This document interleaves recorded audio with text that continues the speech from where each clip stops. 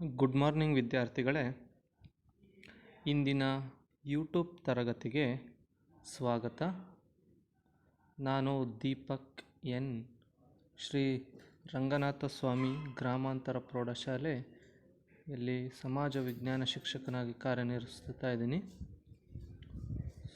ಕಳೆದ ಈ ಯೂಟ್ಯೂಬ್ ತರಗತಿಯಲ್ಲಿ ನಾವು 10ನೇ ತರಗತಿಯ ಸಮಾಜ ವಿಜ್ಞಾನ ವಿಷಯದ ಸಮಾಜಶಾಸ್ತ್ರ ಭಾಗದಲ್ಲಿ ಸಾಮಾಜಿಕ ಸ್ತರವಿನ್ಯಾಸ ಅಧ್ಯಾಯ 1 ಇದನ್ನು ನಾವು ನೋಡ್ತಾ ಇದ್ವಿ.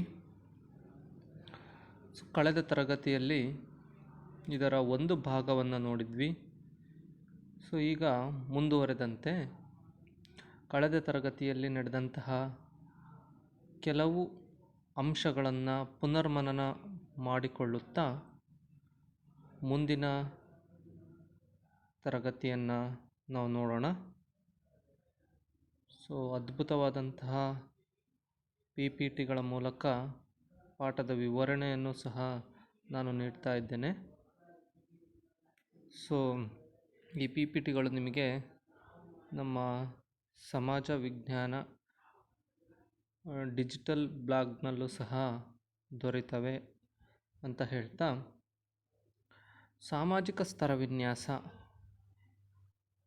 ಕಳೆದ ತರಗತಿಯಲ್ಲಿ ನೋಡಿದಂತಹ ಅಂಶಗಳು ಯಾವಪ್ಪ ಅಂದರೆ, ಸಾಮಾಜಿಕ ಅಸಮಾನತೆಯ ಬಗ್ಗೆ ನಾವು ನೋಡಿದ್ವಿ. ಶಿಕ್ಷಣದಲ್ಲಾದಂತಹ ಅಸಮಾನತೆ, ಲಿಂಗತ್ವದಲ್ಲೇ ಆಗುವಂತಹ ಅಸಮಾನತೆಗಳನ್ನು ನಾವು ನೋಡಿದ್ವಿ. ಆ ಅಸಮಾನತೆಗಳನ್ನು ಯಾವ ರೀತಿ ಹೋಗಲಾಡಿಸ್ಬೋದು, ಅದಕ್ಕಿರುವಂತಹ ಪರಿಹಾರಗಳ ಬಗ್ಗೆ ನಾವು ತಿಳ್ಕೊಂಡಿದ್ವಿ. ಈಗ ವಿದ್ಯಾರ್ಥಿಗಳೇ, ಈ ಸಾಮಾಜಿಕ ಅಸಮಾನತೆಯ ಬಗ್ಗೆ ನೋಡಿದಂತಹ ಸ್ವಲ್ಪ ಅಂಶಗಳನ್ನು ಪುನರ್ಮನನವನ್ನು ಮಾಡ್ಕೊಳ್ಳೋಣ. ಇಲ್ಲಿ ಈ ವ್ಯಕ್ತಿಗಳು ಸಮಾಜದಲ್ಲಿ ವಿವಿಧ ಲಕ್ಷಣಗಳ ಆಧಾರದಲ್ಲಿ, ಅದು ವಿವಿಧ ಲಕ್ಷಣಗಳು ಅಂದರೆ ಲಿಂಗ ಆಗಿರ್ಬೋದು, ಜಾತಿ, ವೃತ್ತಿ, ವರ್ಗ ಮತ್ತು ಜನಾಂಗ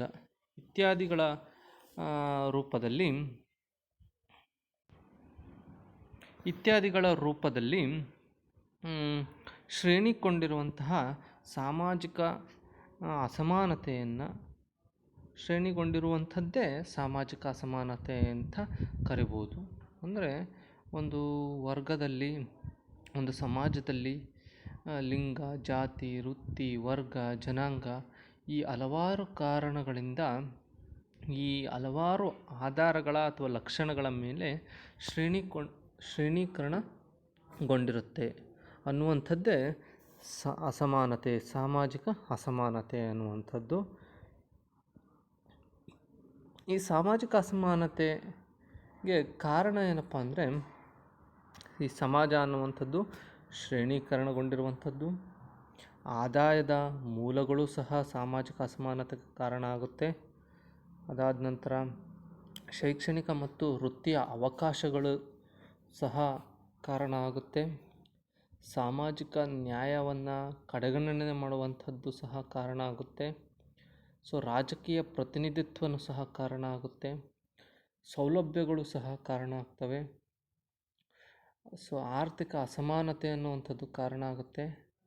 ಸಾಮಾಜಿಕ ಪ್ರಗತಿಯ ನಿರ್ಲಕ್ಷ್ಯ ಅನ್ನುವಂಥದ್ದು ಕಾರಣ ಆಗುತ್ತೆ.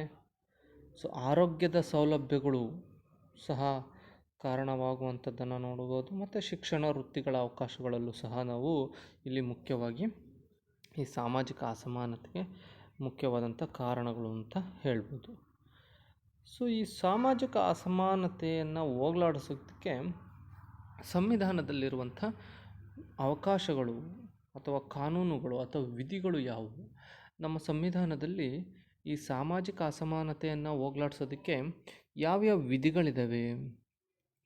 ಈ ವಿಧಿಗಳು ಶೈಕ್ಷಣಿಕ ಅಸಮಾನತೆಯನ್ನು ಸಹ ಕೆಲವು ಸಂದರ್ಭಗಳಲ್ಲಿ ಹೋಗಲಾಡಿಸೋದಕ್ಕಿರುವಂತಹ ವಿಧಿಗಳೇ ಆಗ್ತವೆ. ವಿದ್ಯಾರ್ಥಿಗಳೇ, ಈ ಪ್ರಶ್ನೆಯನ್ನು ನೀವು ಗಮನಿಸಿ. ಶೈಕ್ಷಣಿಕ ಅಸಮಾನತೆಯನ್ನು ಹೋಗಲಾಡಿಸೋದಕ್ಕಿರುವಂತಹ ಸಂವಿಧಾನದ ವಿಧಿಗಳು ಯಾವುವು?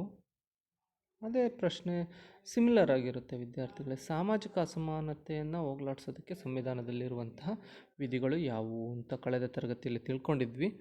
ಸೊ 39ನೇ ವಿಧಿ, 45ನೇ ವಿಧಿ, 86ನೇ ವಿಧಿ, ಸೊ 21A ನಲ್ಲಿ ತಿಳಿಸಿರುವಂತಹ ಮೂಲಭೂತ ಹಕ್ಕಾಗಿ ಶಿಕ್ಷಣವನ್ನು ಪರಿವರ್ತನೆ ಮಾಡಿರುವಂಥದ್ದು. ಸೊ 45ನೇ ವಿಧಿ, ಅದಾದ ನಂತರ 19ನೇ ವಿಧಿ, 29ನೇ ವಿಧಿ, 30ನೇ ವಿಧಿ ಮತ್ತು 46ನೇ ವಿಧಿ ಅಂತ ಹೇಳಿದ್ವಿ. ಸೊ ಆ ವಿಧಿಗಳು ಏನು ಹೇಳ್ತವೆ ಅನ್ನುವಂಥದ್ದನ್ನು ನಾವು ನೋಡ್ತಾ ಹೋಗೋಣ. ಇಲ್ಲಿ ವಿದ್ಯಾರ್ಥಿಗಳೇ 39ನೇ ವಿಧಿ ಅನ್ನುವಂಥದ್ದು ಸರ್ಕಾರದಲ್ಲಿರುವಂತಹ ಸಾಮಾಜಿಕ ನ್ಯಾಯ ಮತ್ತು ಜನರ ಅಭಿವೃದ್ಧಿಯ ಬಗ್ಗೆ ಹೇಳುವಂಥದ್ದು. ಅದಾದ ನಂತರ 45ನೇ ವಿಧಿ 14 ವರ್ಷದ ಒಳಗಿನ ಎಲ್ಲ ಮಕ್ಕಳಿಗೆ ಉಚಿತ ಮತ್ತು ಕಡ್ಡಾಯದ ಶಿಕ್ಷಣ, ಫ್ರೀ ಆ್ಯಂಡ್ ಕಂಪಲ್ಸರಿ ಎಜುಕೇಷನ್ ಬಗ್ಗೆ ಹೇಳುವಂಥದ್ದು. 86ನೇ ವಿಧಿ ಈ ಶಿಕ್ಷಣವನ್ನು ಮಕ್ಕಳ ಮೂಲಭೂತ ಹಕ್ಕು ಅನ್ನುವಂತಹ 21(a) ಅನ್ನುವಂತಹ ವಿಧಿಯಲ್ಲಿ ತಿಳಿಸಿರುವಂಥದ್ದು. ಅದಾದ ನಂತರ 45ನೇ ವಿಧಿ 6 ವರ್ಷದ ಒಳಗಿನ ಮಕ್ಕಳ ರಕ್ಷಣೆ ಮತ್ತು ಶೈಕ್ಷಣಿಕ ಅವಕಾಶಗಳ ಬಗ್ಗೆ ತಿಳಿಸುವಂಥದ್ದು. 19ನೇ ವಿಧಿ ವಾಕ್ ಮತ್ತು ಅಭಿವ್ಯಕ್ತಿ ಸ್ವಾತಂತ್ರ್ಯದ ಬಗ್ಗೆ ತಿಳಿಸುವಂಥದ್ದು. 29ನೇ ವಿಧಿ ಅಲ್ಪಸಂಖ್ಯಾತರ ಸಾಂಸ್ಕೃತಿಕ ಹಕ್ಕುಗಳ ಬಗ್ಗೆ ತಿಳಿಸುವಂಥದ್ದು. ನಂತರ 30ನೇ ವಿಧಿ ಅಲ್ಪಸಂಖ್ಯಾತರ ಶೈಕ್ಷಣಿಕ ಸಂಸ್ಥೆಗಳನ್ನು ಸ್ಥಾಪಿಸುವಂತಹ ವಿಶೇಷ ಅವಕಾಶಗಳನ್ನು ನೀಡುವಂಥದ್ದು.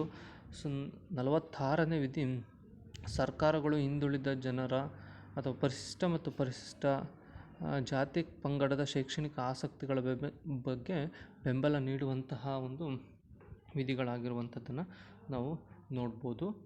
ಇದಾದ ನಂತರ ಲಿಂಗತ್ವ ಅಸಮಾನತೆಯ ಬಗ್ಗೆ ನೋಡಿದ್ವಿ. ಸೊ ಲಿಂಗತ್ವ ಅಸಮಾನತೆಯಲ್ಲಿ ಮಹಿಳೆಯರು ಮತ್ತು ಮಕ್ಕಳ ಬಗ್ಗೆ ನಾವು ಗಮನವನ್ನು ಹರಿಸಿದ್ವಿ. 45.2% ಮಹಿಳೆಯರು ರಕ್ತಹೀನತೆಯಿಂದ ಬಳಲ್ತಾ ಇರುವಂಥದ್ದು. ಸೊ ಈ ಮಹಿಳೆಯರು ಇಂತಹ ಪರಿಸ್ಥಿತಿಯಲ್ಲಿ ಮಕ್ಕಳು ಮತ್ತು ಮಹಿಳೆಯರು ಬದುಕುವಾಗ ಅವರ ಆರೋಗ್ಯ, ಆಹಾರ ಮತ್ತು ಪೌಷ್ಟಿಕತೆಯ ಭದ್ರತೆಯನ್ನು ಕಲ್ಪಿಸಿಕೊಡುವಂಥದ್ದು ಮುಖ್ಯವಾಗಿರುತ್ತೆ. ಸೊ ಆಹಾರ, ಆರೋಗ್ಯ ಮತ್ತು ಶಿಕ್ಷಣಕ್ಕೆ ಬೆಂಬಲವನ್ನು ಕೊಟ್ಟು ಈ ಲಿಂಗತ್ವ ಅಸಮಾನತೆಯನ್ನು ಸರಿಪಡಿಸ್ಬೋದು ಅನ್ನುವಂಥದ್ರ ಬಗ್ಗೆ ನಾವು ಕಳೆದ ತರಗತಿಯಲ್ಲಿ ತಿಳ್ಕೊಂಡಿದ್ವಿ ವಿದ್ಯಾರ್ಥಿಗಳೇ. ನೆಕ್ಸ್ಟ್ ನಾವು ನೋಡ್ತಾ ಈಗ ಸಾಮಾಜಿಕ ಸ್ತರವಿನ್ಯಾಸದ ಲಕ್ಷಣಗಳನ್ನು ನಾವು ನೋಡ್ತಾ ಹೋಗೋಣ. ಇದಕ್ಕೂ ಮೊದಲನೇದಾಗಿ ಸಾಮಾಜಿಕ ಸ್ತರವಿನ್ಯಾಸ ಅಂದರೆ ಏನು ಅಂತ ನೋಡೋಣ. ಅಂದರೆ ಸಾಮಾಜಿಕ ಸ್ತರವಿನ್ಯಾಸ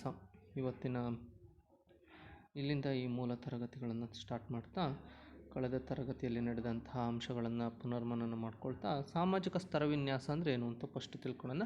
ಆಮೇಲೆ ಲಕ್ಷಣಗಳನ್ನು ನೋಡ್ತಾ ಹೋಗೋಣ. ಸೊ ಸಮಾಜದಲ್ಲಿ ಜನರನ್ನು ವಿಭಿನ್ನ ಸ್ತರಗಳಾಗಿ ವಿಭಜಿಸುವ ವ್ಯವಸ್ಥೆಗೆ ಸಾಮಾಜಿಕ ಸ್ತರವಿನ್ಯಾಸ ಅಂತ ಕರಿತೀವಿ ವಿದ್ಯಾರ್ಥಿಗಳೇ. ಸಮಾಜದಲ್ಲಿ ಜನರನ್ನು ವಿಭಿನ್ನ ಸ್ತರಗಳಾಗಿ ವಿಭಜಿಸುವ ವ್ಯವಸ್ಥೆಗೆ ಸಾಮಾಜಿಕ ಸ್ತರವಿನ್ಯಾಸ ಅಂತ ಕರಿತೀವಿ. ಒಂದು ರೀತಿ ಹೇಳ್ಬೋದು. ಸೊ ಸಮಾಜದಲ್ಲಿರುವಂಥ ಜನರು ವಿವಿಧ ಸ್ತರಗಳಲ್ಲಿ ವಿಭಜಿಸ್ಬೋದು. ಆ ವ್ಯವಸ್ಥೆಗೆ ಸಾಮಾಜಿಕ ಸ್ತರವಿನ್ಯಾಸ. ಹಾಗಾದರೆ ಯಾವ ವಿವಿಧ ಸ್ತರಗಳಾಗಿ ವಿಭಜಿಸ್ಬೋದು? ಸೊ ಜನರ ಆದಾಯ, ಶಿಕ್ಷಣ, ಜಾತಿ, ಬಣ್ಣ, ಲಿಂಗ, ಉದ್ಯೋಗ, ಬುದ್ಧಿಶಕ್ತಿ ಮೊದಲಾದವುಗಳ ಆಧಾರದ ಮೇಲೆ ಮೇಲು ಕೀಳು ಎಂದು ವಿಭಾಗಿಸುವುದೇ ಸಾಮಾಜಿಕ ಸ್ತರವಿನ್ಯಾಸ ಅಂತ ನಾವಿಲ್ಲಿ ಕರಿತೀವಿ ವಿದ್ಯಾರ್ಥಿಗಳೇ. ಸೊ ಜನರ ಆದಾಯ, ಶಿಕ್ಷಣ, ಜಾತಿ, ಬಣ್ಣ, ಲಿಂಗ, ಉದ್ಯೋಗ, ಬುದ್ಧಿಶಕ್ತಿ ಮೊದಲಾದವುಗಳ ಆಧಾರದ ಮೇಲೆ ಮೇಲು ಕೀಳು ಎಂದು ಭಾವಿಸುವಂಥದ್ದೇ ಸಾಮಾಜಿಕ ಸ್ತರವಿನ್ಯಾಸ ಅಂತ ಕರಿತೀವಿ ಅನ್ನುವಂಥದ್ದನ್ನು ನಾವು ನೋಡ್ತಾ ಹೋಗೋಣ. ಸೊ ನಾವಿಲ್ಲಿ ಜನರಿಗೆ ಆದಾಯದ ಮೇಲೆ ವಿಂಗಡಣೆಯನ್ನು ಮಾಡ್ತೀವಿ. ಮೇಲು ಕೀಳು ಅಂತ, ಬಡವ, ಶ್ರೀಮಂತ ಅನ್ನುವಂತಹ ಒಂದು ನಿಟ್ಟಿನಲ್ಲಿ ಅತಿ ಶ್ರೀಮಂತ, ಅತಿ ಬಡವ, ಅವರ ಮನೆಯನ್ನು ನೋಡಿ, ಅವರ ವೇಷಭೂಷಣವನ್ನು ನೋಡಿ, ಅವರ ಐಷಾರಾಮಿ ಜೀವನವನ್ನು ನೋಡಿ ನಾವು ಆದಾಯದಲ್ಲಿ ಮೇಲು ಕೀಳು ಅನ್ನುವಂಥ ಭಾವನೆಯನ್ನು ನೋಡ್ತೀವಿ. ಶಿಕ್ಷಣದಲ್ಲಿ ಒಂದು ರೀತಿಯಾದಂಥ ಸ್ತರ ಉಂಟಾಗುವಂಥದ್ದನ್ನು ನಾವು ನೋಡ್ತೀವಿ. ಅತಿಯಾಗಿ ಓದಿರುವಂಥವನು, ಓದದೇ ಇರುವಂಥವನು, ಅಜ್ಞಾನಿ ಅನ್ನುವಂತಹ ಜ್ಞಾನಿ, ಅಜ್ಞಾನಿ, ಈ ರೀತಿಯಾದಂತಹ ವಿವಿಧ ರೀತಿಯಲ್ಲಿ ಸ್ತರಗಳನ್ನು ನಾವು ನೋಡ್ತಾ ಹೋಗ್ತೀವಿ. ಜಾತಿಯ ಮೇಲೆ ಭಾರತದಲ್ಲಿ ಈ ಒಂದು ವಿಷಯದ ಮೇಲೆ ಅತ್ಯಂತ ದೊಡ್ಡ ಪ್ರಮಾಣದಲ್ಲಿ ಆ ರೀತಿಯಾದಂತಹ ಮೇಲು ಕೀಳು ಅನ್ನುವಂತಹ ಭಾವನೆಗಳಿರುವಂಥದ್ದು, ಮೇಲ್ಜಾತಿ ಕೆಳಜಾತಿ ಅನ್ನುವಂಥದ್ದು, ಬಣ್ಣದ ಆಧಾರದ ಮೇಲೆ ಸ್ತರ ವಿನ್ಯಾಸ ಆಗಿರುತ್ತೆ. ಬಿಳಿಯ ಕರಿಯ ಅನ್ನುವಂಥದ್ದು. ದಕ್ಷಿಣ ಆಫ್ರಿಕಾದಲ್ಲಿ ವಿದ್ಯಾರ್ಥಿಗಳೇ ಈ ರೀತಿಯಾದಂಥ ದೊಡ್ಡ ಅದಾಗಿರುವಂತಹ ವರ್ಣಭೇದ ನೀತಿಯನ್ನು ನಾವು ನೋಡ್ತಾ ಇದ್ವಿ. ಇತ್ತೀಚಿನ ದಿನಗಳಲ್ಲಿ ಆ ರೀತಿಯಾದಂಥದ್ದು ಇರುವಂಥದ್ದು. ಬಿಳಿಯರು, ಅಲ್ಪಸಂಖ್ಯಾತರಾಗಿರುವಂಥ ಬಿಳಿಯರು ಬಹುಸಂಖ್ಯಾತರಾಗಿರುವಂಥ ಕರಿಯರ ಮೇಲೆ ದಬ್ಬಾಳಿಕೆ ಮಾಡ್ತಾ ಇದ್ದಂತಹ ವ್ಯವಸ್ಥೆ ಇತ್ತು. ಖುದ್ದು ಗಾಂಧೀಜಿಯವರೇ ಈ ಒಂದು ವರ್ಣಭೇದ ನೀತಿಗೆ, ವರ್ಣ ವ್ಯವಸ್ಥೆಗೆ ಒಂದು ರೀತಿಯಾದಂತಹ ಉದಾಹರಣೆಯನ್ನು ಅವ್ರ ಜೀವನದಲ್ಲೇ ಕೊಡ್ತಾ ಇದ್ದಂಥದ್ದನ್ನು ನಾವು ಮೂವಿಂಗ್ ಟ್ರೈನಿಂದ ಅವರನ್ನು ದಬ್ಬಿರುವಂತಹ ಘಟನೆಗಳನ್ನು ನಾವು ನೋಡ್ಬೋದು. ಉದ್ಯೋಗದಲ್ಲಿ ಸ್ತರ ಆಗುವಂಥದ್ದು, ಲಿಂಗದಲ್ಲಿ ಸ್ತರ ಆಗುವಂಥದ್ದು, ಬುದ್ಧಿವಂತಿಕೆಯಲ್ಲಿ ಸ್ತರ ಆಗುವಂಥದ್ದು, ಈ ಎಲ್ಲವುಗಳ ಆಧಾರದಲ್ಲಿ ಮೇಲು ಕೀಳು ಅನ್ನುವಂತಹ ಭಾವನೆ ಬರುತ್ತಲ್ಲ, ಅದನ್ನು ನಾವು ಸಾಮಾಜಿಕ ಸ್ತರ ವಿನ್ಯಾಸ ಅಂತ ಕರಿತೀವಿ. ಅಂದರೆ ಸಮಾಜದಲ್ಲಿ ಜನರನ್ನು ವಿಭಿನ್ನ ಸ್ತರಗಳಾಗಿ ವಿಭಜಿಸುವಂತಹ ವ್ಯವಸ್ಥೆ ಇದೆಯಲ್ಲ, ಅದೇ ಸಾಮಾಜಿಕ ಸ್ತರ ವಿನ್ಯಾಸ. ಬೇರೆ ಬೇರೆ ಸ್ಥಳಗಳಲ್ಲಿ ನಾವು ಸ್ತರವನ್ನು ಮಾಡುವಂಥದ್ದನ್ನು ನಾವು ನೋಡ್ತೀವಿ. ಸೊ ಜನರನ್ನು ವಿಭಿನ್ನ ಸ್ತರಗಳಾಗಿ ವರ್ಗೀಕರಿಸುವಂಥ ವ್ಯವಸ್ಥೆಗೆ, ಅವರನ್ನು ಶ್ರೇಣಿಗಳಿಂದ ವಿಭಿನ್ನ ಸ್ಥಾನಗಳಲ್ಲಿ ವಿಭಾಗಿಸುವಂಥ ಕ್ರಮವನ್ನು ನಾವು ಸಾಮಾಜಿಕ ಸ್ತರ ವಿನ್ಯಾಸ ಅಂತ ಕರಿತೀವಿ ವಿದ್ಯಾರ್ಥಿಗಳೇ. ಸೊ ಜನರನ್ನು ವಿಭಿನ್ನ ಸ್ತರಗಳಾಗಿ ವರ್ಗೀಕರಿಸುವ ವ್ಯವಸ್ಥೆಗೆ ಅಥವಾ ಅವರನ್ನು ಶ್ರೇಣಿಗಳಿಂದ ವಿಭಿನ್ನ ಸ್ಥಾನಗಳಲ್ಲಿ ವಿಭಾಗಿಸುವಂಥ ಕ್ರಮವನ್ನು ನಾವು ಸಾಮಾಜಿಕ ಸ್ತರ ವಿನ್ಯಾಸ ಅಂತಲೇ ಕರಿತೀವಿ. ಈಗ ಸಾಮಾಜಿಕ ಸ್ತರ ವಿನ್ಯಾಸದ ಲಕ್ಷಣಗಳನ್ನು ನಾವು ನೋಡ್ತಾ ಹೋಗೋಣ. ಯಾವ್ಯಾವ ರೀತಿಯಾದಂಥ ಲಕ್ಷಣಗಳನ್ನು ನಾವು ನೋಡ್ತೀವಿ ಅನ್ನುವಂಥದ್ದು ನಾವು ನೋಡ್ತಾ ಹೋಗೋಣ. ಸಾಮಾಜಿಕ ಸ್ತರ ವಿನ್ಯಾಸದಲ್ಲಿ ವಿದ್ಯಾರ್ಥಿಗಳೇ ಪ್ರಮುಖವಾಗಿ 4 ಲಕ್ಷಣಗಳನ್ನು ನಾವು ನೋಡ್ತೀವಿ. ಆ 4 ಲಕ್ಷಣಗಳಲ್ಲಿ 4 ಲಕ್ಷಣಗಳು ಯಾವಪ್ಪ ಅಂದರೆ, ಸಾಮಾಜಿಕ ಸ್ತರ ವಿನ್ಯಾಸ ಅನ್ನುವಂಥದ್ದು ಸಾಮಾಜಿಕವಾದದ್ದು, ಸಾಮಾಜಿಕ ಸ್ತರ ವಿನ್ಯಾಸ ಅನ್ನುವಂಥದ್ದು ಸರ್ವವ್ಯಾಪಕವಾದದ್ದು, ಈ ಸಾಮಾಜಿಕ ಸ್ತರ ವ್ಯವಸ್ಥೆ ಅನ್ನುವಂಥದ್ದು ಅತಿ ಪುರಾತನವಾದದ್ದು, ಮತ್ತು ಸಾಮಾಜಿಕ ಸ್ತರ ವಿನ್ಯಾಸ ಅನ್ನುವಂಥದ್ದು ವಿವಿಧ ರೂಪಗಳಲ್ಲಿ ಇರುವಂಥದ್ದನ್ನು ನಾವು ನೋಡ್ತೀವಿ. ಸೊ ಅದರಲ್ಲಿ ಮೊದಲನೇ ನೋಡ್ತಾ ಹೋಗೋಣ. ಸಾಮಾಜಿಕ ಸ್ತರ ವಿನ್ಯಾಸದ 4 ಪ್ರಮುಖ ಲಕ್ಷಣಗಳಲ್ಲಿ ಮೊದಲನೇ ಲಕ್ಷಣ ಏನಪ್ಪ ಅಂತಂತಂದರೆ, ಸಾಮಾಜಿಕ ಸ್ತರ ವಿನ್ಯಾಸ ಅನ್ನುವಂಥದ್ದು ಸಾಮಾಜಿಕವಾದದ್ದು ಅನ್ನುವಂಥದ್ದನ್ನು ನಾವು ನೋಡ್ತೀವಿ. ಇಲ್ಲಿ ವಿದ್ಯಾರ್ಥಿಗಳೇ ಈ ಸ್ತರ ವಿನ್ಯಾಸದಲ್ಲಿ ವ್ಯಕ್ತಿಗಳ ದೈಹಿಕ ಗುಣಗಳನ್ನು ಆಧರಿಸಿ ನಿರ್ಧರಿಸದೆ, ಸಾಮಾಜಿಕ ಮಾನ್ಯತೆ ಮತ್ತು ಪ್ರಾಮುಖ್ಯತೆಗಳ ಆಧಾರದ ಮೇಲೆ ನಿರ್ಧರಿಸಲಾಗುತ್ತೆ. ಅಂದರೆ ಒಬ್ಬ ವ್ಯಕ್ತಿ ಇದ್ದಾನೆ ಅಂದರೆ ಅವನ ದೈಹಿಕ ಗುಣಗಳನ್ನು ಪರಿಗಣನೆ ತಗೊಳ್ಳಲ್ಲ, ಸಾಮಾಜಿಕ ಪ್ರಾಮುಖ್ಯತೆ ಮತ್ತು ಮಾನ್ಯತೆಗಳ ಆಧಾರದ ಮೇಲೆ ಇದು ಸ್ತರ ಅನ್ನುವಂಥದ್ದು ನಿರ್ಧಾರ ಆಗುತ್ತೆ. ಉದಾಹರಣೆ, ವ್ಯಕ್ತಿ ದೈಹಿಕವಾಗಿ ಎತ್ತರ, ಸುಂದರ, ಬಲಿಷ್ಠನಾಗಿದ್ದ ಮಾತ್ರಕ್ಕೆ ಸಾಮಾಜಿಕ ಸ್ಥಾನ ನಿಗದಿ ಆಗದೆ, ಒಬ್ಬ ವ್ಯಕ್ತಿ ಚೆನ್ನಾಗಿದ್ದಾನೆ, ವೆಯ್ಟು ಚೆನ್ನಾಗಿದ್ದಾನೆ, ಸುಂದರವಾಗಿದ್ದಾನೆ, ಬಲಿಷ್ಠವಾಗಿದ್ದಾನೆ ಅಂತ ಅಂದ ತಕ್ಷಣ ಅವನಿಗೆ ಸಮಾಜದಲ್ಲಿ ಸ್ಥಾನ ಸಿಗಲ್ಲ. ಅಲ್ಲಿ ಶಿಕ್ಷಣ, ಬುದ್ಧಿಮತ್ತೆ, ಆದಾಯ, ವೃತ್ತಿ, ಕೌಶಲ್ಯ ಇವುಗಳ ಆಧಾರದ ಮೇಲೆ ಅವನ ಒಂದು ಪ್ರಾಮುಖ್ಯತೆ ಅಥವಾ ಅವನ ಒಂದು ಸ್ತರ ಮುಖ್ಯವಾಗಿ ಇಲ್ಲಿ ಪರಿಗಣನೆ ಆಗುತ್ತೆ. ಅವನು ಈ ಅಂಶಗಳ ಆಧಾರದ ಮೇಲೆ ಅವನ ಸಾಮಾಜಿಕ ಮಾನ್ಯತೆ ಅನ್ನುವಂಥದ್ದು ನಿರ್ಧಾರವಾಗುತ್ತೆ ಅನ್ನುವಂಥದ್ದು. ಇದು ಸಾಮಾಜಿಕವಾದದ್ದು ಅಂತಂತಂದರೆ, ಸಾಮಾಜಿಕ ಸ್ತರ ವಿನ್ಯಾಸ ಸಾಮಾಜಿಕವಾದದ್ದು ಅಂತಂದರೆ, ಇದು ಒಬ್ಬ ವ್ಯಕ್ತಿಯ ದೈಹಿಕ ಎತ್ತರ, ಸುಂದರವಾಗಿದ್ದಾನ, ಬಲಿಷ್ಠವಾಗಿದ್ದಾನ, ಇವುಗಳನ್ನೆಲ್ಲ ಪರಿಗಣನೆ ಮಾಡದಲೇ ಅವನ ಶಿಕ್ಷಣ, ಬುದ್ಧಿಮತ್ತೆ, ಆದಾಯ, ವೃತ್ತಿ, ಕೌಶಲ್ಯ ಈ ರೀತಿಯಾದದ್ದನ್ನು ನಿರ್ಧರಿಸುವಂಥದ್ದು. ಈ ಅಂಶಗಳು ಆತನ ಸ್ತರವನ್ನು ನಿರ್ಧರಿಸುವಂಥದ್ದು ಇಲ್ಲಿ ಆಗ್ತಾ ಇರುವಂಥದ್ದನ್ನು ನಾವು ನೋಡ್ತೀವಿ. ನೆಕ್ಸ್ಟು ವಿದ್ಯಾರ್ಥಿಗಳೇ, ಸಾಮಾಜಿಕ ಸ್ತರವಿನ್ಯಾಸದ ಲಕ್ಷಣಗಳಲ್ಲಿ ಎರಡನೇದು, ಇದು ಸಾಮಾಜಿಕ ಸ್ತರವಿನ್ಯಾಸ ಅನ್ನುವಂಥದ್ದು ಸರ್ವವ್ಯಾಪಕವಾದದ್ದು ಅನ್ನುವಂಥದ್ದನ್ನು ನಾವು ನೋಡ್ತೀವಿ. ಸೊ ಸರ್ವವ್ಯಾಪಕವಾದದ್ದು ಅನ್ನುವಂಥದ್ದು. ಸೊ ಸಾಮಾಜಿಕ ಸ್ತರವಿನ್ಯಾಸ ಅನ್ನುವಂಥದ್ದು ವಿಶ್ವವ್ಯಾಪಿಯಾಗಿದೆ ಅಂತ ನಾವು ಹೇಳ್ಬೋದು. ಇದು ಮಾನವನ ಸಮಾಜ ಎಲ್ಲೆಲ್ಲಿದೆಯೋ ಅಲ್ಲೆಲ್ಲ ಇದೆ ಅನ್ನುವಂಥದ್ದು. ಅಂದರೆ ಈ ಪ್ರಪಂಚದಲ್ಲಿ ಹಲವಾರು ದೇಶಗಳಿದ್ದಾವೆ. ವಿವಿಧ ರೀತಿಯಲ್ಲಿ ಆ ದೇಶಗಳು, ವಿವಿಧ ಸಂಸ್ಕೃತಿಯಲ್ಲಿ ಆ ದೇಶಗಳು ಬೆಳೀತಾ ಇದ್ದಾವೆ. ಆ ಎಲ್ಲ ದೇಶಗಳಲ್ಲೂ ಸಹ ಇದೆ ಅನ್ನುವಂಥದ್ದು. ಇದು ಶ್ರಮ ವಿಭಜನೆಯಲ್ಲಿ, ವೃತ್ತಿಯಲ್ಲಿ, ಆದಾಯ, ಇನ್ನು ಮುಂತಾದ ಅಂಶಗಳ ಆಧಾರದ ಮೇಲೆ ಸ್ತರವಿನ್ಯಾಸ ಎಲ್ಲ ಮಾನವನ ಸಮಾಜದಲ್ಲಿಯೂ ಕಂಡುಬರುತ್ತೆ. ಆ ಸಮಾಜದಲ್ಲಿದೆ, ಇಲ್ಲಿಲ್ಲ ಅಂತ ಹೇಳೋಗಿಲ್ಲ. ಖುದ್ದು ಅಮೇರಿಕಾದಲ್ಲೇ ಕೆಲವು ಸಂದರ್ಭದಲ್ಲಿ ವರ್ಣಭೇದ ನೀತಿಯ ಒಂದು ರೀತಿಯಾದಂತಹ ಘರ್ಷಣೆಗಳು ಆಗ್ತಾ ಇದ್ದಂಥದ್ದನ್ನು ಸಹ ಇತ್ತೀಚಿನ ದಿನಗಳಲ್ಲೂ ಸಹ ನಾವು ನೋಡ್ಬೋದು. ಹಾಗಾಗಿ ಈ ಸಾಮಾಜಿಕ ಸ್ತರವಿನ್ಯಾಸ ಅನ್ನುವಂಥದ್ದು ವಿಶ್ವವ್ಯಾಪಿ ಆಗಿದೆ. ಸೊ ಸರ್ವವ್ಯಾಪಕವಾದದ್ದು. ಇದು ಸಿಂಪಲ್ಲಾಗಿ ಇನ್ನೂ ಹೇಳ್ಬೇಕು ಅಂದರೆ, ಮಾನವನ ಸಮಾಜ ಎಲ್ಲೆಲ್ಲಿದೆಯೋ ಅಲ್ಲೆಲ್ಲ ಈ ಸಾಮಾಜಿಕ ಸ್ತರವಿನ್ಯಾಸ ಅನ್ನುವಂಥದ್ದು ಇದೆ ಅಂತ ಹೇಳ್ಬೋದು ವಿದ್ಯಾರ್ಥಿಗಳೇ. ಇಲ್ಲಿ ಸಾಮಾಜಿಕ ಸ್ತರವಿನ್ಯಾಸ ಅನ್ನೋಂಥದ್ದು ಸರ್ವವ್ಯಾಪಕವಾದದ್ದು ಅಂತ ಹೇಳ್ತಾ, ಇದು ಮಾನವ ಎಲ್ಲೆಲ್ಲಿದ್ದಾನೋ ಆ ಎಲ್ಲ ಒಂದು ಸಮಾಜದಲ್ಲೂ ಸಹ, ಎಲ್ಲ ಒಂದು ಪ್ರದೇಶದಲ್ಲೂ, ಎಲ್ಲ ಒಂದು ರಾಜ್ಯದಲ್ಲೂ, ಅಥವಾ ಎಲ್ಲ ಒಂದು ದೇಶದಲ್ಲೂ, ಭೂಮಿಯ ಎಲ್ಲ ಮೂಲೆಗಳಲ್ಲೂ ಸಹ ಈ ಸ್ತರವಿನ್ಯಾಸ ಅನ್ನುವಂಥದ್ದು ಯಾವುದಾದರೂ ಒಂದು ಅಂಶದ ಆಧಾರದ ಮೇಲೆ ಈ ಭಾವನೆ ಇದ್ದೇ ಇರುವಂಥದ್ದನ್ನು ನಾವು ನೋಡ್ತೀವಿ ವಿದ್ಯಾರ್ಥಿಗಳೇ. ಮುಂದುವರಿತಾ,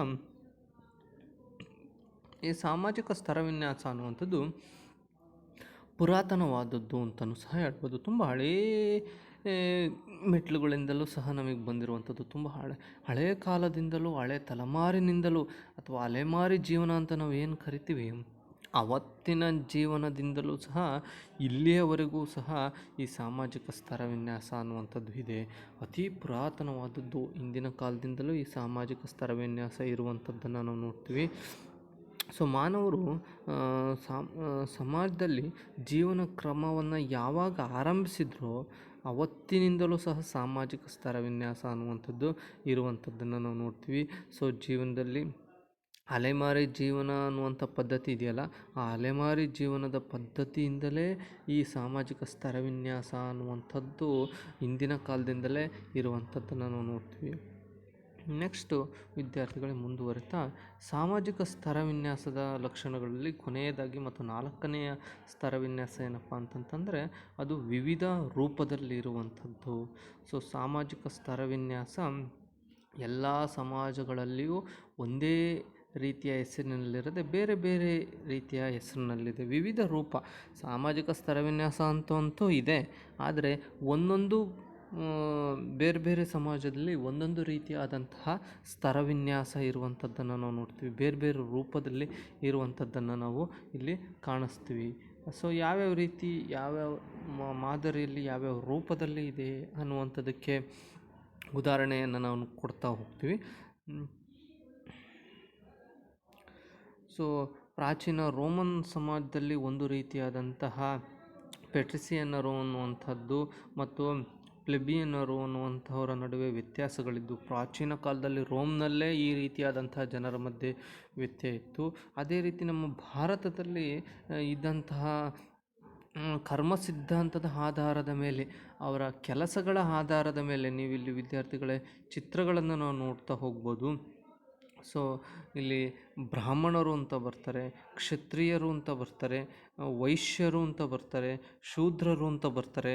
ಅವುಗಳ ಆಧಾರದ ಮೇಲೆ ಅಂತಂತಂದರೆ ವಿದ್ಯಾರ್ಥಿಗಳು ನಾವಿಲ್ಲಿ ನೋಡ್ಬೋದು. ಸೊ ಈ ಚಿತ್ರವನ್ನು ಗಮನಿಸ್ತಾ ಹೋಗಿ, ಇದು ಒಂದು ಸಾಮಾಜಿಕ ಸ್ತರವಿನ್ಯಾಸದ ವಿವಿಧ ರೂಪಗಳಲ್ಲಿ ಒಂದೊಂದು ರೂಪ ಅನ್ನುವಂಥದ್ದು. ಸೊ ಬ್ರಾಹ್ಮಿನ್ಸ್ ಅಂತಂತಂದರೆ ಪ್ರೀಸ್ಟ್ ಮೀನ್ಸ್ ಅಂಡ್ ಟೀಚರ್ಸ್ ಅಂತ ಕರಿತೀವಿ ನಾವಿಲ್ಲಿ. ಸೊ ಆವತ್ತಿನ ಕಾಲದಲ್ಲಿ ಇವರು ಪೂಜೆಯನ್ನು ಮಾಡುವಂತಹ ಪುರೋಹಿತ ವರ್ಗಕ್ಕೆ ಸೇರಿದಂಥವರು. ಅದರ ಜೊತೆಗೆ ಟೀಚರ್ಸ್ ಆಗಿದ್ದರು. ಅವತ್ತಿನ ಅವರು ವೇದ ಪುರಾಣಗಳನ್ನು ಮಂತ್ರಗಳನ್ನು ಹೇಳ್ಕೊಡ್ತಾಯಿದ್ರು. ಸೊ ಇದು ಒಂದು ರೀತಿಯಾದಂತಹ ರೂಪ. ಆದರೆ ಅವತ್ತಿನ ಭಾರತದ ಸಮಾಜದಲ್ಲಿ ವರ್ಗ ಅಥವಾ ಕರ್ಮದ ಆಧಾರದ ಮೇಲೆ ಇದ್ದಂತಹ ಒಂದು ಭಾಗ. ಆದರೆ ಕ್ಷತ್ರಿಯಾಸ್ ಅಂತಂದರೆ ಕಿಂಗ್ಸ್ ಆ್ಯಂಡ್ ವಾರಿಯರ್ಸ್ ಅಂತ. ಇಲ್ಲಿ ಕ್ಷತ್ರಿಯ ಅಂದರೆ ಒಬ್ಬ ರಾಜ ಅಥವಾ ರಾಜನ ಕೈ ಕೆಳಗೆ ಕೆಲಸ ಮಾಡುವಂತಹ ಯುದ್ಧ ಮಾಡುವಂತಹ ಒಂದು ಜನರ ಗುಂಪಿತ್ತಲ್ಲ, ಸೈನಿಕರಿದ್ರಲ್ಲ, ಅವರನ್ನು ನಾವು ಕ್ಷತ್ರಿಯ ಅಂತ ಕರಿತಾ ಇದ್ವಿ ಆವತ್ತಿನ ಕಾಲದಲ್ಲಿ. ವೈಶ್ಯರು ಅಂತಂದರೆ ಇವರು ವ್ಯಾಪಾರಿಗಳು ಮತ್ತು ಕೃಷಿಯನ್ನು ಮಾಡುವಂಥವ್ರು, ಅಗ್ರಿಕಲ್ಚರಿಸ್ಟ್ ಆ್ಯಂಡ್ ಮರ್ಚೆಂಟ್ಸ್ ಅಂತ ಬರುತ್ತೆ. ಸೊ ವ್ಯಾಪಾರ ಮಾಡುವಂಥವರು, ಒಂದು ವಿಷ್ಣುವಿನ ಭಕ್ತರು, ವೈಷ್ಣವಾಸ್ ಅಂತ ಕರೆಯುವಂಥದ್ದನ್ನು ನೋಡ್ತೀವಿ. ಸೊ ಲಾಸ್ಟಿಗೆ ಶೂದ್ರರು ಅಂತಂತಂದರೆ ಇಲ್ಲಿ ಕಾರ್ಮಿಕರು, ಕೂಲಿ ಕಾರ್ಮಿಕರು, ಲೇಬರರ್ಸ್ ಅಂತ ಕರೆಯುವಂತಹ ಪದ್ಧತಿ ಇತ್ತು ವಿದ್ಯಾರ್ಥಿಗಳೇ. ಇದು ಭಾರತದಲ್ಲಿ ಪುರಾತನದಲ್ಲಿ ಇದ್ದಂತಹ ರೂಪಗಳು. ಸೊ ಭಾರತದ ಒಂದು ಕರ್ಮ ಸಿದ್ಧಾಂತದ 4 ರೂಪಗಳು ಯಾವಪ್ಪ ಅಂತಂತಂದರೆ ಇದೇನೆ: ಬ್ರಾಹ್ಮಣ, ಕ್ಷತ್ರಿಯ, ವೈಶ್ಯ ಮತ್ತು ಶೂದ್ರ ಅನ್ನುವಂಥದ್ದು. ತುಂಬ ವಿವರವಾಗಿ ಇಲ್ಲಿರುವಂಥದ್ದನ್ನು ನಾವು ನೋಡ್ತೀವಿ. ಇವು 4 ಸಹ ಈ ಸಾಮಾಜಿಕ ಸ್ತರವಿನ್ಯಾಸದ ಮುಖ್ಯವಾದಂಥ ಲಕ್ಷಣಗಳು ಅಂತ ನಾವು ಕರಿಬೋದು ವಿದ್ಯಾರ್ಥಿಗಳೇ. ಸೊ ಸಾಮಾಜಿಕ ಸ್ತರವಿನ್ಯಾಸವು ಸಾಮಾಜಿಕ ಸ್ತರವಿನ್ಯಾಸವು ಸರ್ವವ್ಯಾಪಕವಾದದ್ದು, ಸಾಮಾಜಿಕ ಸ್ತರವಿನ್ಯಾಸವು ಪುರಾತನವಾದದ್ದು ಮತ್ತು ಸಾಮಾಜಿಕ ಸ್ತರವಿನ್ಯಾಸವು ವಿವಿಧ ರೂಪದಲ್ಲಿದೆ ಅನ್ನುವಂಥದ್ದನ್ನು ನಾವು ಇಲ್ಲಿ ಗಮನಿಸ್ಬೋದು. ನೆಕ್ಸ್ಟ್ ವಿದ್ಯಾರ್ಥಿಗಳೇ, ಸಾಮಾಜಿಕ ಸ್ತರವಿನ್ಯಾಸದ ಪ್ರಮುಖ ರೂಪಗಳನ್ನು ನಾವು ಯಾವುವು ಅಂತ ನಾವು ನೋಡೋಣ. ಈ ಪ್ರಮುಖ ರೂಪಗಳು, ಮುಖ್ಯವಾದಂತಹ ರೂಪಗಳನ್ನು ನಾವು ನೋಡ್ತಾ ಹೋಗೋಣ. ಇಲ್ಲಿ ಇರುವಂಥದ್ದು ಈ ಸಾಮಾಜಿಕ ಸ್ತರವಿನ್ಯಾಸದ ಪ್ರಮುಖ ರೂಪಗಳಲ್ಲಿ ಒಂದು ಆದಿವಾಸಿ ಸಮಾಜ ಅಂತ ಬರುತ್ತೆ, ಇನ್ನೊಂದು ಗುಲಾಮಗಿರಿ ಸಮಾಜ ಅಂತ ಬರುತ್ತೆ, ನೆಕ್ಸ್ಟು ಎಸ್ಟೇಟ್ಸ್ ಪದ್ಧತಿ ಅಂತ ಬರುತ್ತೆ, ವರ್ಣ ವ್ಯವಸ್ಥೆ ಅಂತ ಬರುತ್ತೆ ಮತ್ತು ಜಾತಿ ವ್ಯವಸ್ಥೆ ಅಂತ ಬರುತ್ತೆ. ಪ್ರಮುಖವಾಗಿ 5 ರೀತಿಯಾದಂತಹ ಒಂದು ರೂಪಗಳನ್ನು ನಾವು ನೋಡ್ಬೋದು. ಸೊ ಸಾಮಾಜಿಕ ಸ್ತರವಿನ್ಯಾಸದ ವಿವಿಧ ರೂಪಗಳು ಯಾವುವು ಅಂತ ಕೇಳಿದ್ರೆ ಇವುಗಳನ್ನು ಬರೀಬೇಕು: ಆದಿವಾಸಿ ಸಮಾಜ, ಗುಲಾಮಗಿರಿ ಸಮಾಜ, ಎಸ್ಟೇಟ್ಸ್ ಪದ್ಧತಿ, ವರ್ಣ ವ್ಯವಸ್ಥೆ ಮತ್ತು ಜಾತಿ ವ್ಯವಸ್ಥೆ ಅನ್ನುವಂಥದ್ದು ಈ ಪ್ರಮುಖವಾಗಿರುವಂತಹ ಒಂದು ರೂಪಗಳಾಗಿರುವಂಥದ್ದನ್ನು ನಾವು ನೋಡ್ತೀವಿ. ಸೊ ಸಾಮಾಜಿಕ ಸ್ತರವಿನ್ಯಾಸದ ನಂತರ ಬರುವಂಥದ್ದು ಅಸ್ಪೃಶ್ಯತೆ ಅನ್ನುವಂತಹ ಈ ಜಾತಿ ವ್ಯವಸ್ಥೆಯಲ್ಲಿ ಬರುವಂತಹ ಮುಖ್ಯವಾಗಿರುವಂತಹ ಒಂದು ಗುಣ. ಈ ಅಸ್ಪೃಶ್ಯತೆ ಒಂದು ಸಾಮಾಜಿಕ ಪಿಡುಗು ಅಂತ ಹೇಳ್ತಾರೆ. ಸೊ ಈ ಅಸ್ಪೃಶ್ಯತೆ ಒಂದು ಸಾಮಾಜಿಕ ಪಿಡುಗು ಹೇಗೆ ಅಂತ ಕೇಳ್ತಾರೆ ವಿದ್ಯಾರ್ಥಿಗಳೇ. ಸೊ ಈ ಅಸ್ಪೃಶ್ಯತೆ ಅನ್ನುವಂಥದ್ದು ಹಿಂದೂ ಸಮಾಜಕ್ಕೆ ಅಂಟಿದಂತಹ ಕಳಂಕ ಅಂತಲೂ ಕರೀತಾರೆ. ಹೇಗೆ ಅಂತ ಕೇಳ್ತಾರೆ. ಸೊ ಇದಕ್ಕೆ ಸಿಂಪಲ್ಲಾಗಿ ನಾವು ಹೇಳಬೇಕು ಅಂತಂತಂದರೆ, ಅಸ್ಪೃಶ್ಯತೆ ಹಿಂದೂ ಸಮಾಜಕ್ಕೆ ಅಂಟಿದಂತಹ ಕಳಂಕ ಹೇಗೆ ಅಂತಂದರೆ, ಈ ಅಸ್ಪೃಶ್ಯತೆ ಅಂದರೆ ಇದನ್ನು ವಿದ್ಯಾರ್ಥಿಗಳೇ ಈ ಮಟ್ಟ ಹಾಕಲಾರದ ಅಥವಾ ಈ ಇನ್ನೊಂದು ಅರ್ಥದಲ್ಲಿ ಈ ಅಸ್ಪೃಶ್ಯತೆ ಅಂದರೆ ಮುಟ್ಟೋದಕ್ಕೆ ಅರ್ಹತೆ ಇಲ್ಲದೇ ಇರುವಂತಹದ್ದು ಅನ್ನುವಂಥ ಭಾವನೆ ಇರುವಂಥದ್ದನ್ನು ನಾವು ನೋಡ್ತೀವಿ. ಸೊ ಇದು ಈ ವರ್ಣ ವ್ಯವಸ್ಥೆ. ಸೊ ಅಸ್ಪೃಶ್ಯತೆ ಅಂತಂತಂದರೆ ಮುಟ್ಟಲಾರದವರು ಎಂಬ ಭಾವನೆಯೂ ಸಹ ಇತ್ತು. ಇವಾಗಲೂ ಸಹ ಆ ರೀತಿಯಾದಂಥ ಭಾವನೆಗಳು ಇರುವಂಥದ್ದನ್ನು ನಾವು ನೋಡ್ತೀವಿ. ಸೊ ಸಾಮಾಜಿಕ ವ್ಯವಸ್ಥೆಯಲ್ಲಿ ಅತ್ಯಂತ ಕೆಳಮಟ್ಟದ ಸ್ಥಾನ ಅನ್ನುವಂಥದ್ದು ಈ ಅಸ್ಪೃಶ್ಯರಿಗೆ ಇರುವಂಥದ್ದು. ಸೊ ಮುಟ್ಟಬಾರ್ದು, ಮುಟ್ಲಾಗದಂತಹ ಅರ್ಥದಲ್ಲಿ ಇದು ಬಳಕೆ ಆಗುತ್ತೆ. ಅದಾದ ನಂತರ ಈ ಸಾಮಾಜಿಕ ವ್ಯವಸ್ಥೆ ಇದೆಯಲ್ಲ ನಮ್ಮ ದೇಶದ್ದು, ಅದು ಅತ್ಯಂತ ಇದನ್ನು ಕೆಳಮಟ್ಟದ ಸ್ಥಾನದಲ್ಲಿ ನೋಡುವಂಥದ್ದನ್ನು ನಾವು ನೋಡ್ತೀವಿ. ಸೊ ಶೈಕ್ಷಣಿಕ ಅವಕಾಶಗಳಿಂದ ಹೊರಗಿಡಲಾಗಿರುವಂತಹ ಭಾವನೆಗಳು ಇರುವಂಥದ್ದು, ಆಸ್ತಿಯ ಒಡೆತನದ ಹಕ್ಕನ್ನು ನಿರಾಕರಣೆ ಮಾಡುವಂಥ ಭಾವನೆ ಇರ್ಬೋದು, ರಾಜಕೀಯದಲ್ಲಿ ಭಾಗವಹಿಸುವಿಕೆ ನಿರಾಕರಣೆಯಂತಹ ಭಾಗ ಆಗಿರ್ಬೋದು, ಸಾಮಾಜಿಕವಾಗಿ ಆರ್ಥಿಕವಾಗಿ ಸಾಮಾಜಿಕವಾಗಿ ಭಾಗವಹಿಸುವಂಥ ಅವಕಾಶಗಳು ದೊರಕದೇ ಇರುವಂಥದ್ದು, ಮುಟ್ಟಲಾರುವವರು ಅಥವಾ ಮುಟ್ಟಲಾರದವರು ಅನ್ನುವಂಥ ಭಾವನೆ, ಅತ್ಯಂತ ಕೆಳಮಟ್ಟದ ಸ್ಥಾನ ಇರುವಂಥದ್ದು ಸಾಮಾಜಿಕ ವ್ಯವಸ್ಥೆಯಲ್ಲಿ, ಶೈಕ್ಷಣಿಕ ಅವಕಾಶಗಳಿಂದ ವಂಚಿತರಾಗಿರುವಂಥದ್ದು, ಆಸ್ತಿಯ ಒಡೆತನದಿಂದ ಹಕ್ಕನ್ನು ನಿರಾಕರಣೆ ಮಾಡಿರುವಂಥದ್ದು, ರಾಜಕೀಯ ಭಾಗವಹಿಸುವಿಕೆ ಅನ್ನುವಂಥದ್ರಲ್ಲಿ ನಿರಾಕರಣೆ ಆಗಿರುವಂಥದ್ದು. ಈ ಎಲ್ಲ ಕಾರಣಗಳಿಂದ ಈ ಅಸ್ಪೃಶ್ಯತೆ ಅನ್ನುವಂಥದ್ದು ಒಂದು ಸಾಮಾಜಿಕ ಪಿಡುಗು ಅನ್ನುವಂಥದ್ದು, ಅಸ್ಪೃಶ್ಯರು, ಮುಟ್ಟಲಾರದವರು ಅನ್ನುವಂಥ ಭಾವನೆ, ಕೆಳಮಟ್ಟದ ಸ್ಥಾನ ಕೊಟ್ಟಿರುವಂಥದ್ದು, ಶೈಕ್ಷಣಿಕ ಅವಕಾಶಗಳನ್ನು ಹೆಚ್ಚಾಗಿ ನೀಡದೇ ಇರುವಂಥದ್ದು, ಆಸ್ತಿಯ ಒಡೆತನದ ಹಕ್ಕನ್ನು ನಿರಾಕರಣೆ ಮಾಡಿರುವಂಥದ್ದು, ರಾಜಕೀಯ ಭಾಗವಹಿಸುವಿಕೆಯಲ್ಲಿ ನಿರಾಕರಣೆ ಮಾಡಿರುವಂಥದ್ದು, ಈ ಎಲ್ಲ ಕಾರಣದಿಂದ ಅಸ್ಪೃಶ್ಯತೆ ಅನ್ನುವಂಥದ್ದು ಒಂದು ಸಮಾಜದ ಪಿಡುಗು ಅಂತಲೇ ನಾವಿಲ್ಲಿ ಕರಿಬೋದು ವಿದ್ಯಾರ್ಥಿಗಳೇ. ಅದಾದ ನಂತರ ಇದು ಸಮಾಜಕ್ಕೆ ಅಟ್ಟಿದಂಥ ಕಳಂಕ ಅಂತ ನಾವು ನೋಡ್ತೀವಿ. ಸೊ ವಿದ್ಯಾರ್ಥಿಗಳೇ, ಕಡೆಯದಾಗಿ ಒಂದು ಮುಖ್ಯವಾದಂತಹ ಪ್ರಶ್ನೆ, ಇದನ್ನು ಪ್ರತಿ ಬಾರಿಯೂ ಸಹ ಎಕ್ಸಾಮ್ಗಳಲ್ಲಿ ಕೇಳುವಂತಹ ಪ್ರಶ್ನೆ ಇದು. ಅಸ್ಪೃಶ್ಯತಾ ನಿವಾರಣೆಗೆ ಕಾನೂನು ಕ್ರಮಗಳು ಯಾವುವು? ಯಾವ ರೀತಿಯಾದರೂ ಕೇಳ್ಬೋದು. ಕಾನೂನು ಕ್ರಮಗಳು ಯಾವುವು, ಶಾಸನಾತ್ಮಕ ಕ್ರಮಗಳು ಯಾವುವು, ಸಂವಿಧಾನಾತ್ಮಕ ಕ್ರಮಗಳು ಯಾವುವು ಅಂತ ಕೇಳ್ಬೋದು. ಸೊ ಅಸ್ಪೃಶ್ಯತೆ ನಿವಾರಣೆಗೆ ಸರ್ಕಾರ ಕೈಗೊಂಡಿರುವ ಸಂವಿಧಾನಾತ್ಮಕ ಕ್ರಮಗಳನ್ನು ತಿಳಿಸಿ ಅಂತನಾದರೂ ಕೇಳ್ಬೋದು. ಸೊ ಇಲ್ಲಿ ವಿದ್ಯಾರ್ಥಿಗಳೇ ಗಮನಿಸಬೇಕು ನೀವು, ಮುಖ್ಯವಾಗಿ 17ನೇ ವಿಧಿ ಅಂತ ಬರುತ್ತೆ, 1955ರ ಅಸ್ಪೃಶ್ಯತಾ ಅಪರಾಧ ಕಾಯ್ದೆ ಅಂತ ಬರುತ್ತೆ, 1976ರ ನಾಗರಿಕ ಹಕ್ಕು ಸಂರಕ್ಷಣಾ ಕಾಯ್ದೆ ಅಂತ ಬರುತ್ತೆ, ಸಮಾನತೆಯ ಹಕ್ಕು ಅಂತ ಬರುತ್ತೆ, ಶೈಕ್ಷಣಿಕ ಮತ್ತು ಉದ್ಯೋಗದಲ್ಲಿ ಮೀಸಲಾತಿ ಅಂತ ಬರುತ್ತೆ, 1989ರ ಒಂದು ಶಾಸನ ಇದೆ. ಈ ಮುಖ್ಯವಾಗಿ ಇವುಗಳನ್ನು ನೀವು ನೆನ್ಪಿಟ್ಕೊಂಡಿರಬೇಕು. 3 ಅಂಕಗಳಿಗೆ ಕೇಳುವಂಥ ಪ್ರಶ್ನೆ. ಸೊ ವಿವರವಾಗಿ ನೋಡ್ತಾ ಹೋಗೋಣ. ಅಸ್ಪೃಶ್ಯತಾ ನಿವಾರಣೆಗೆ ಕಾನೂನು ಕ್ರಮಗಳು ಯಾವುವು ಅಂತ. ಸೊ ಸಂವಿಧಾನದ 17ನೇ ವಿಧಿ ಏನು ಹೇಳುತ್ತಪ್ಪ ಅಂದರೆ, ಅಸ್ಪೃಶ್ಯತಾ ಆಚರಣೆಯನ್ನು ಇದು ನಿಷೇಧಿಸಿದೆ ಅಂತ ಹೇಳ್ಬೋದು.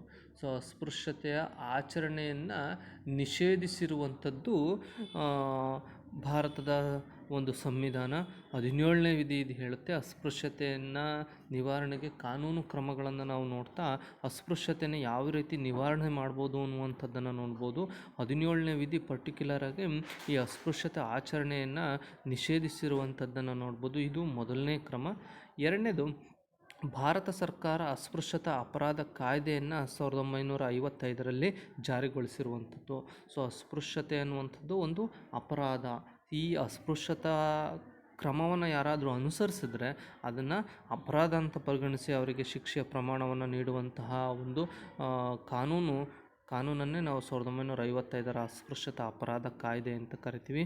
ಸೊ ಈ 1955ರ ಅಸ್ಪೃಶ್ಯತಾ ಅಪರಾಧ ಕಾಯ್ದೆಯಲ್ಲಿ ಆದಂತಹ ಲೋಪದೋಷಗಳನ್ನು ಸರಿ ಮಾಡೋದಕ್ಕೆ 1976ರಲ್ಲಿ ನಾಗರಿಕ ಸಂರಕ್ಷಣಾ ಅಥವಾ ನಾಗರಿಕ ಹಕ್ಕುಗಳ ಸಂರಕ್ಷಣಾ ಕಾಯ್ದೆ ಅಂತ ನಾವಿಲ್ಲಿ ಬದಲಾವಣೆ ಮಾಡ್ಕೊಳ್ತಾರೆ, ಅದನ್ನೇ ಮಾರ್ಪಾಡು ಮಾಡ್ತಾರೆ. 55ರ ಅಸ್ಪೃಶ್ಯತಾ ಅಪರಾಧ ಕಾಯ್ದೆಯನ್ನು 1976ರ ನಾಗರಿಕ ಹಕ್ಕುಗಳ ಸಂರಕ್ಷಣಾ ಕಾಯ್ದೆ ಅಂತ ಮಾರ್ಪಾಡು ಮಾಡ್ತಾರೆ. ಇದಾದ ನಂತರ ಅಸ್ಪೃಶ್ಯತಾ ನಿವಾರಣೆಗೆ ಕೈಗೊಂಡಿರುವಂಥ ಕ್ರಮಗಳಲ್ಲಿ ಸಮಾನತೆ ಹಕ್ಕು ಅನ್ನುವಂಥದ್ದು ಇದೆ. ನಾವು ಫಂಡಮೆಂಟಲ್ ರೈಟ್ಸ್ ಅಂತ ಕರಿತೀವಿ ವಿದ್ಯಾರ್ಥಿಗಳೇ. ಈ ಸಮಾನತೆಯ ಮೂಲಭೂತ ಹಕ್ಕುಗಳಲ್ಲಿ ಸಮಾನತೆಯ ಹಕ್ಕು ಅನ್ನುವಂಥದ್ದು ಸಹ ಒಂದು ಸ್ವಾತಂತ್ರ್ಯದ ಹಕ್ಕು. ಸಮಾನತೆಯ ಹಕ್ಕು, ಶೋಷಣೆ ವಿರೋಧಿಸುವಂಥ ಹಕ್ಕು, ಸ್ವತಂತ್ರವಾಗಿ ಸಂಚರಿಸುವಂಥ ಹಲವಾರು ಹಕ್ಕುಗಳನ್ನು ನಾವು ನೋಡ್ತೀವಿ. ಆ ಹಕ್ಕುಗಳಲ್ಲಿ ಇಲ್ಲಿ ವಿದ್ಯಾರ್ಥಿಗಳೇ ಸಮಾನತೆ ಹಕ್ಕು ಅನ್ನುವಂಥದ್ದನ್ನು ನಮ್ಮ ಸಂವಿಧಾನ ನೀಡಿರುವಂಥದ್ದು ಮೂಲಭೂತ ಹಕ್ಕುಗಳಲ್ಲಿ. ಅದಾದ ನಂತರ ಸಾರ್ವತ್ರಿಕ ಮತದಾನದ ಹಕ್ಕು ಅನ್ನುವಂಥದ್ದನ್ನು ನಾವು ನೋಡ್ತೀವಿ. ಸಾರ್ವತ್ರಿಕ ಮತದಾನದ ಹಕ್ಕಲ್ಲಿ 18 ವರ್ಷ ಮೇಲ್ಪಟ್ಟಂತಹ ಎಲ್ಲರಿಗೂ ಸಹ ಮತದಾನ ಮಾಡುವಂತಹ ಹಕ್ಕನ್ನು ಸಹ ಸರ್ಕಾರ ನೀಡಿರುವಂಥದ್ದು. ಇದು ಸಹ ಅಸ್ಪೃಶ್ಯತೆ ನಿವಾರಣೆಗೆ ಸರ್ಕಾರ ಕೈಗೊಂಡಿರುವಂಥ ಕ್ರಮಗಳು. 18 ವರ್ಷದ ಮೇಲ್ಪಟ್ಟಂಥ ಎಲ್ಲ ವರ್ಗದವರು ಸಹ ಜಾತಿಯವರು ಸಹ ಮತದಾನ ಮಾಡುವುದರ ಮೂಲಕ ಅಸ್ಪೃಶ್ಯತೆಯನ್ನು ನಾವು ಇಲ್ಲಿ ನಿವಾರಣೆ ಮಾಡುವಂಥದ್ದನ್ನು ನಾವು ನೋಡ್ತೀವಿ. ಇದಾದ ನಂತರ ವಿದ್ಯಾರ್ಥಿಗಳೇ ಹಿಂದುಳಿದ ಜಾತಿಯವರಿಗೆ ಶೈಕ್ಷಣಿಕ ಮತ್ತು ಉದ್ಯೋಗದಲ್ಲಿ ಮೀಸಲಾತಿಯನ್ನು ಕೊಡುವಂಥದ್ದನ್ನು ನಾವು ನೋಡ್ತೀವಿ. ಎಲ್ಲ ರೀತಿಯಾದಂತಹ ಮೀಸಲಾತಿಗಳನ್ನು ಶೈಕ್ಷಣಿಕವಾಗಿ ಉದ್ಯೋಗದಲ್ಲಿ ಕೊಟ್ಟಿರುವಂಥದ್ದು. ಇದಾದ ನಂತರ 1989 ಈ ಸರ್ಕಾರ ಕೈಗೊಂಡಿರುವಂಥ ಅಸ್ಪೃಶ್ಯತೆ ನಿವಾರಣೆಗೆ ಕೈಗೊಂಡಿರುವಂಥ ಕ್ರಮಗಳಲ್ಲಿ ನಂತರದ ಕ್ರಮ ಯಾವುದಪ್ಪ ಅಂತಂದರೆ 1989 ಶಾಸನ ಪ್ರಕಾರ ಈ ರಾಜ್ಯಗಳಿಗೆ ವಿಶೇಷ ಜವಾಬ್ದಾರಿಯನ್ನು ಈ ಅಸ್ಪೃಶ್ಯತೆ ನಿರ್ಮೂಲನೆ ಮಾಡೋದಕ್ಕೆ 89ರಲ್ಲಿ ಶಾಸನಗಳು ನೀಡಿರುವಂಥದ್ದನ್ನು ನಾವು ನೋಡ್ತೀವಿ. ಇವು ಮುಖ್ಯವಾದಂತಹ ಅಂಶಗಳು ವಿದ್ಯಾರ್ಥಿಗಳೇ. ಅಸ್ಪೃಶ್ಯತಾ ನಿವಾರಣೆಗೆ ಸರ್ಕಾರ ಕೈಗೊಂಡಿರುವಂತಹ ಕ್ರಮಗಳಲ್ಲಿ ಮೊದಲನೇದು ಸಂವಿಧಾನದ 17ನೇ ವಿಧಿಯ ಪ್ರಕಾರ ಅಸ್ಪೃಶ್ಯತೆ ಆಚರಣೆಯನ್ನು ನಿಷೇಧ ಮಾಡಿರುವಂಥದ್ದು. 1955ರಲ್ಲಿ ಅಸ್ಪೃಶ್ಯತಾ ಅಪರಾಧ ಕಾಯ್ದೆಯನ್ನು ಜಾರಿಗೊಳಿಸಿರುವಂಥದ್ದು.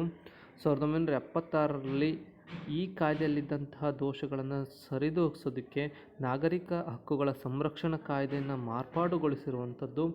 ಸಮಾನತೆ ಹಕ್ಕನ್ನು ಎಲ್ಲರಿಗೂ ನೀಡಿರುವಂಥದ್ದು. ಶೈಕ್ಷಣಿಕ ಮತ್ತು ಉದ್ಯೋಗದಲ್ಲಿ ಮೀಸಲಾತಿಯನ್ನು ನೀಡಿರುವಂಥದ್ದು ಮತ್ತು ಸಾರ್ವತ್ರಿಕ ಮತದಾನದ ಹಕ್ಕನ್ನು ನೀಡಿರುವಂಥದ್ದು. ಅದಾದ ನಂತರ ಹಿಂದುಳಿದ ಜಾತಿಯವರಿಗೆ ಶೈಕ್ಷಣಿಕ ಉದ್ಯೋಗದಲ್ಲಿ ಮೀಸಲಾತಿಯನ್ನು ನೀಡಿರುವಂಥದ್ದು.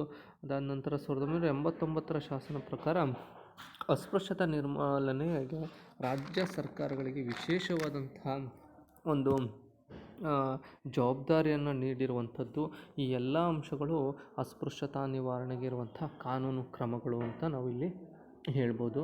ವಿದ್ಯಾರ್ಥಿಗಳೇ, ಈ ಸಾಮಾಜಿಕ ಸ್ತರವಿನ್ಯಾಸ ಅನ್ನುವಂಥ ಪಾಠದಲ್ಲಿ ನಾವು ಸಾಮಾಜಿಕ ಅಸಮಾನತೆ ಅಂದ್ರೇನು, ಸಾಮಾಜಿಕ ಅಸಮಾನತೆಗೆ ಕಾರಣಗಳೇನು, ಶೈಕ್ಷಣಿಕ ಅಥವಾ ಸಾಮಾಜಿಕ ಸಮಾನತೆಗೆ ಇರುವಂತಹ ಸಂವಿಧಾನಾತ್ಮಕ ವಿಧಿಗಳು ಯಾವುವು, ಸಾಮಾಜಿಕ ಸ್ತರವಿನ್ಯಾಸ ಅಂದ್ರೇನು, ಸಾಮಾಜಿಕ ಸ್ತರವಿನ್ಯಾಸದ ಲಕ್ಷಣಗಳು ಯಾವುವು, ಸಾಮಾಜಿಕ ಸ್ತರವಿನ್ಯಾಸದ ವಿವಿಧ ರೂಪಗಳು ಯಾವುವು, ಅದಾದ ನಂತರ ಅಸ್ಪೃಶ್ಯತೆ ಅನ್ನುವಂಥದ್ದು ಸಾಮಾಜಿಕ ಪಿಡುಗು ಹೇಗೆ ಅಥವಾ ಅಸ್ಪೃಶ್ಯತೆ ಹಿಂದೂ ಸಮಾಜಕ್ಕೆ ಅಂಟಿದಂತಹ ಕಳಂಕ ಅಂತ ಹೇಗೆ ಹೇಳ್ತೀವಿ, ಅಸ್ಪೃಶ್ಯತಾ ನಿವಾರಣೆ ಸರ್ಕಾರ ಕೈಗೊಂಡಿರುವಂತಹ ಸಾಂವಿಧಾನಿಕ ಕ್ರಮಗಳು ಯಾವುವು ಅನ್ನುವಂಥದ್ದನ್ನು ನಾವು ಅಸ್ಪೃಶ್ಯತಾ ನಿವಾರಣೆಗೆ ಸರ್ಕಾರ ಕೈಗೊಂಡಿರುವಂಥ ಕ್ರಮಗಳು ಯಾವುವು ಅನ್ನುವಂತಹ ಅಂಶಗಳನ್ನು ಪೂರ್ಣ ಪ್ರಮಾಣದಲ್ಲಿ ನೋಡಿದ್ವಿ ವಿದ್ಯಾರ್ಥಿಗಳೇ.